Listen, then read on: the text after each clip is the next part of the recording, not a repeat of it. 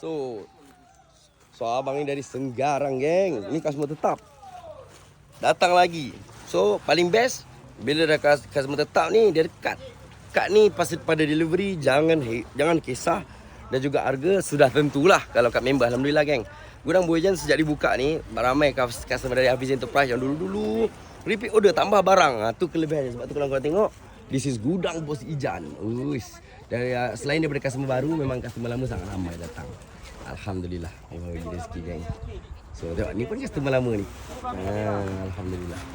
So jumpa korang dekat Gudang Boyajan. Korang tengok ni, Sul, belum buat apa-apa lagi. Sul. Uish. Ni belum buat apa-apa. Ni kalau korang tengok nanti, tengok lepas Boyajan buat apa, macam mana colour dia. Macam malam tadi siapa yang tengok live, Sul baru sembuh dah. Sul ini ni belum buat apa-apa lagi. Korang tengok kasar lagi. Kenapa Boyajan mau Boyajan? Kenapa Boyajan hujan kan? Itu yang biasa kalau korang tengok live, Boyajan dah terangkan. Dan korang tengok barang yang macam ni lah orang beli sebab confirm tahan.